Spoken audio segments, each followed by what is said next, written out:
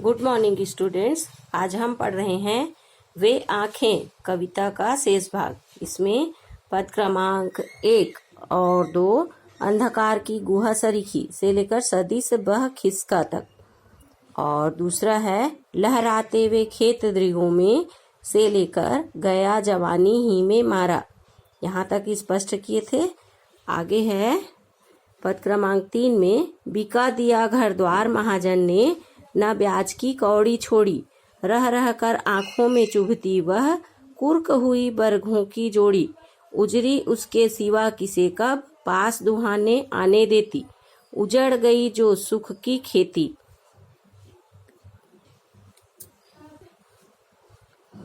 कवि प्रस्तुत पद्यांश में किसान की वास्तविक आर्थिक स्थिति का वर्णन करते हैं। कवि के अनुसार इस काव्यांश में किसान ने महाजन से जो कर्ज लिया था उसका वर्णन किया है, उसकी दयनीय स्थिति थी। अर्थ, कवि के अनुसार किसान की दयनीय दशा थी। किस लिए? कि जब उसे आवश्यकता थी उसने कर्ज लिया था। किससे? महाजन से।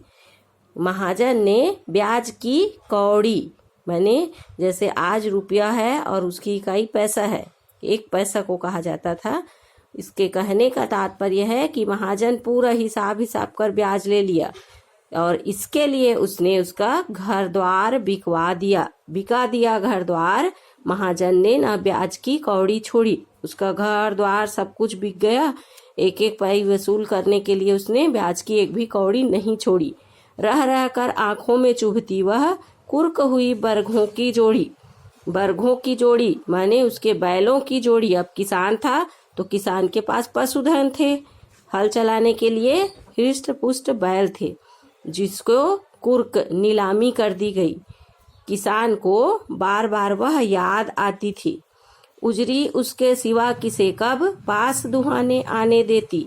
याद कर रहे हैं कि मेरे सिवा कोई उसे, किसे, जो दूध दोहने वाला है, पास आने भी नहीं देती थी। वह उजरी गाय अब किसान की हो चुकी है। आंखों में नाचा करती, उजड़ गई जो सुख की खेती। किसान की प्राचीन जो पुरानी स्थिति थी आज भी आंखों में आह है, माने उसकी याद है।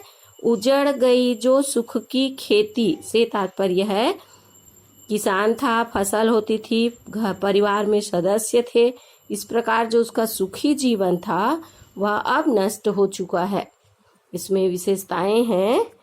प्राचीन आर्थिक व्यवस्था का वर्णन है, महाजनों के अत्याचार का सजीव चित्रण है, कुर्की और बरघों जैसे स्थानीय शब्दों का प्रयोग है, घर द्वार की कौड़ी, किसे कब में अनुप्रास अलंकार है, आंखों में चुभना, आंखों में नाचना आदि मुहावरे हैं।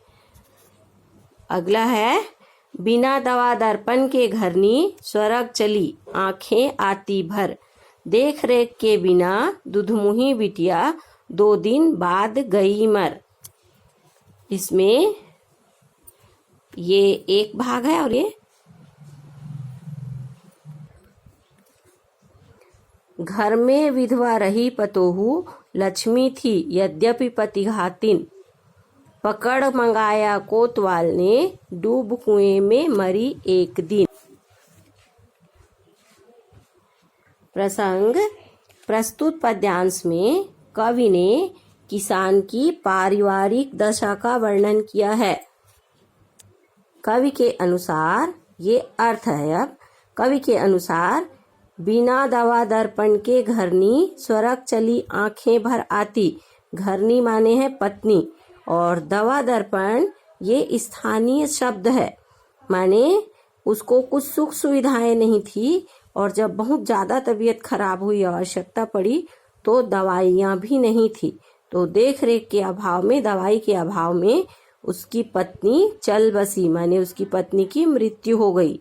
देख रेख के बिना दुधमुही बिटिया, 2 दिन बाद गई मर। पत्नी की मृत्यु के बाद 2 दिन में ही वह छोटी बच्ची, दुधमुही माने जो दूध पीती बच्ची थी, वह मर गई, उसकी मृत्यु। घर में विधवा रही पतोहू, लक्ष्मी थी यद्यपि पतिघातिन। पकड़ मंगाया कोतवाल ने, डूब कुएं में मरी एक दिन। कवि किसान की पुरानी स्मृति को याद करते हुए कहते हैं, किसान के अनुसार घर में कौन थी? एक विधवा बहू थी। पतोहू माने बहू, और घर की बहू को लक्ष्मी माना जाता है। तो किसान याद कर रहा है कि लक्ष्मी थी, घर की लक्ष्मी थी, वो मेरी बहू थी। लेकिन यद्यपि पति घातिन माने उसे पति की मृत्यु के लिए दोषी ठहराकर पकड़ मंगाया कोतवाल ने उसे पकड़कर मंगवा लिया, और उसके साथ जो दुर्व्यवहार किया उसके कारण वह डूब कुएं में मरी एक दिन, कुएं में डूबकर मर गई। इस प्रकार इस पद्यांश में किसान की पारिवारिक दयनीय स्थिति का वर्णन है। कौन सा रस है? करुण रस है। और मुख्य रूप से इसमें विशेषता है तत्कालीन सामाजिक व्यवस्था के दोषों का वर्णन है कि कोतवाल सुरक्षा के लिए होता है, उसने बहाना लगाकर उसकी बहू को मंगवाया और उसके कारण वह मर गई। अगला पद्यांश है, खैर पैर की जूती जोरू, न सही एक दूसरी आती, पर जवान लड़के की सुध कर, सांप लौटते फटती छाती। पिछले सुख की स्मृति आंखों में, क्षण भर एक चमक है लाती।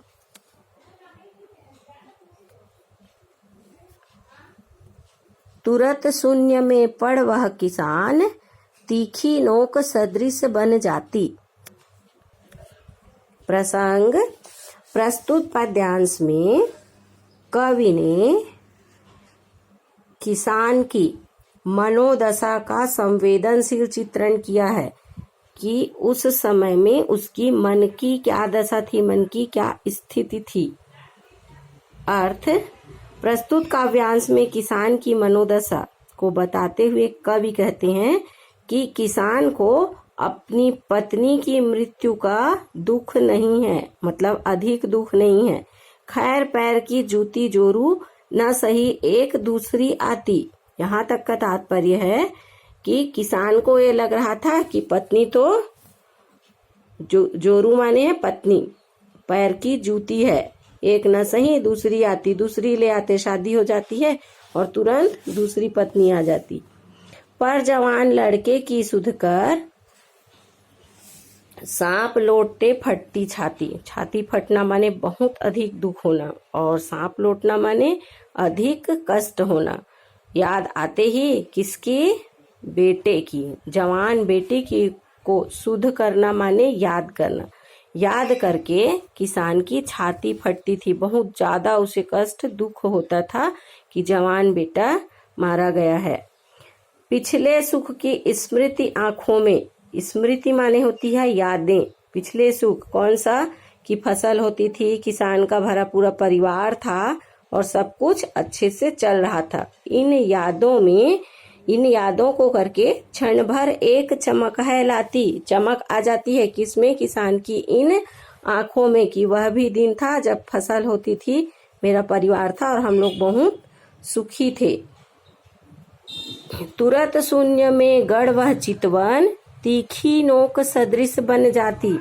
और फिर वहीं पर तुरंत, चितवन माने होता है मन, मन में यह सब जो उसके साथ हुआ उसे याद करके उसे बहुत ज्यादा तकलीफ होती थी। तीखी नोक सदृश बन जाती, वही तीखी नोक बनकर जैसे कुछ चीज गड़ता है, चुभता है, वैसे ही आज उसकी जो दशा है पुरानी यादों को करके उसे उतनी ही तकलीफ हो रही कि पुराने समय में इतनी सुख समृद्धि सब कुछ थी और आज उसकी यह स्थिति है। यहाँ तक में हुआ अर्थ विशेष। इसमें पहली विशेषता है कौन सी? कि उस समय की सामाजिक स्थिति का वर्णन है कि किस प्रकार निम्न स्तर के लोग अपनी सोच रखते थे। ग्रामीण परिवेश का चित्रण है, गांव में किस प्रकार का रहन सहन था। खड़ी बोली है, इसमें करुण रस है और कॉमन विशेषता इसमें यह है कि किसान की पुरानी यादों, पिछली यादों का वर्णन है।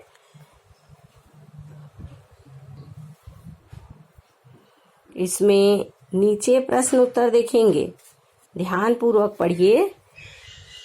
कविता के साथ दिया है, उसके नीचे प्रश्न है। अंधकार की गुहा सरीखी उन आँखों से डरता है मन।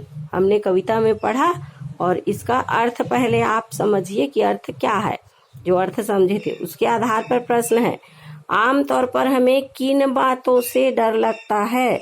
किन बातों से डर लगता है हमें? आमतौर पर हमें अपनी किसी प्रियजन की मृत्यु, दुर्घटना या चोरी आदि आर्थिक घटना या किसी की मारपीट से डर लगता है ना हमें डर इन्हीं चीजों से।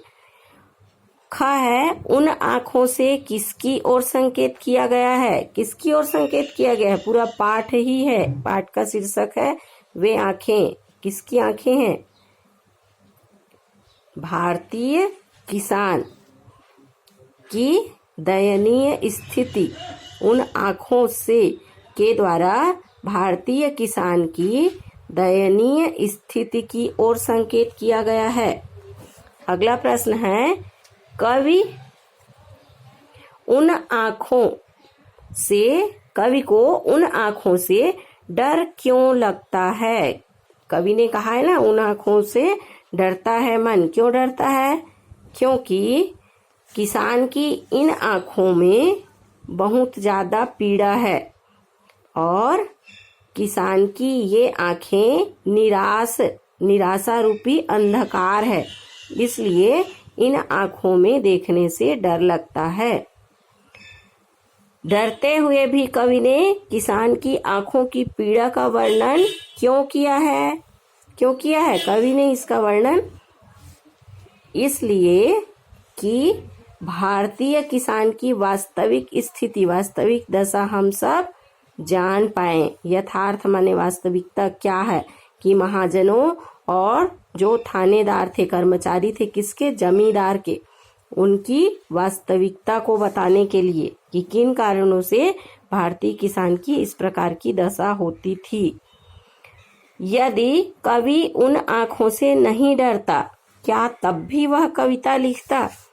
ध्यान देंगे, कक्षा 11वीं में इस प्रकार के कुछ प्रश्न हैं कि आपको सीधे सीधे बताया गया नहीं, बल्कि आपको तर्क लगाना है। आपने कविता पढ़ी, कविता पढ़कर आपको क्या लगता है कि कवि उन आँखों में देखने से नहीं डरता, क्या तब भी कविता लिखता? यदि कवि को किसान की आँखों में देखने से डर लगता तो शायद वे उसे उस प्रकार से झांक नहीं पाते, महसूस नहीं कर पाते और यह कविता नहीं लिख पाते। इस प्रकार कवि को उन आँखों की निराशा से डर लगता है, किसान की दयनीय स्थिति से, और उन आँखों की वास्तविकता को जानकर कवि ने वर्णन किया है। अगला प्रश्न है, कवि ने किसान की पीड़ा के लिए किन्हें जिम्मेदार बताया है? किसान को पीड़ा माने कष्ट, दुख जो है, उसके लिए किसे जिम्मेदार बताया है? हम पढ़े ना कविता में, किसान की पीड़ा के लिए जमींदार, महाजन, कोतवाल को जिम्मेदार बताया है। कौन कौन को? कि जमींदार के जो कर्मचारी थे वे किस प्रकार अत्याचार किए, उसके बेटे को मार डाला। महाजन ने ब्याज की कौड़ी भी नहीं छोड़ी और कोतवाल ने उसके बहू के साथ किस प्रकार का दुर्व्यवहार किया। तो इस प्रकार कवि की पीड़ा के लिए तत्कालीन प्रशासन व्यवस्था, अंग्रेजी शासन और जमींदारी प्रथा और महाजनी को जिम्मेदार ठहराया है। और प्रश्न है, पिछले सुख की स्मृति आंखों में क्षण भर एक चमक है लाती। इनसे किसान के किन पिछले सुखों की ओर संकेत किया गया है? बताया गया है ना कि किसान क्या याद कर रहा है? लहराते फसल वाली खेत थी, घर में परिवार में सब सदस्य थे और उनका जीवन सुखी था। इन स्मृतियों की ओर वर्णन किया है।